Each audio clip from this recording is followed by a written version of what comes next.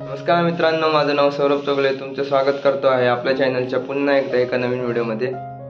मित्रांनो, गावाकडे शिमगा महोत्सव चालू आहे आणि शिमगा महोत्सव म्हटलं की गावाकडे 10 ते 15 दिवस किंवा महिनाभर खूप जल्लोष असतो. आमच्याकडचा शिमगा महोत्सव चालू झालेला आहे. कोकणामध्ये प्रत्येक गावात, प्रत्येक क्षेत्रात किंवा प्रत्येक वाडीवाडीमध्ये ग्रामदेवता ही सगळ्यांच्या घरोघरी जाते. तसेच माझ्या घरी सुद्धा आज ग्रामदेवतेच्या पालखीचे आगमन होणार आहे आणि पालखी आगमनाच्या दिवशी मी आता जातोय कॉलेजला, कारण कॉलेजला माझी एक्झाम सुद्धा आहे. त्यामुळे कदाचित माझी धावपळ सुद्धा होईल, कारण आज एसटीने नाही जाणार, आज गाडीने येणार आहे, बाईक.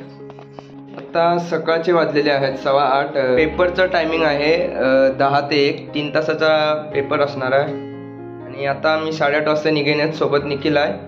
बाईकवरूनच जाणार आहोत. जाताना साणेवर पालखी आहे, त्या पालखीचं दर्शन घेऊनच आपण जाणार आहोत. टाटा. चल चल, मी चाललोय. Bye bye.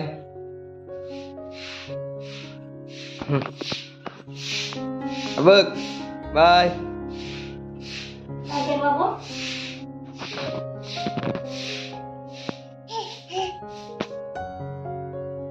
बाय. टाटा.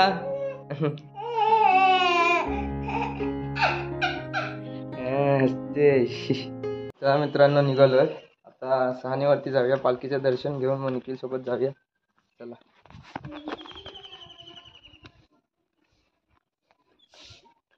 आता उठलास?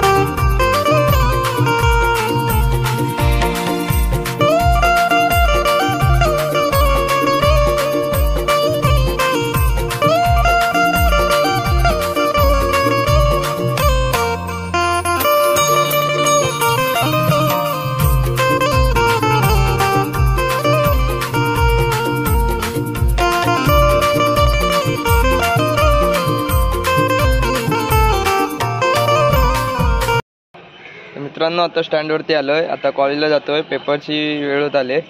आता वाजलेत 9:30. आता एक्झाम झाल्यानंतर भेटू डायरेक्ट. 4 hours later.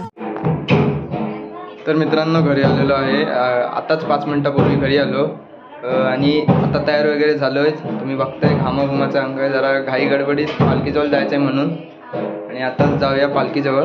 आणि काय घाई जास्त झाली नाही, मस्त आरामात आलो निखिलसोबत बाईकवरून. चला आता जाऊया पालखीसोबत.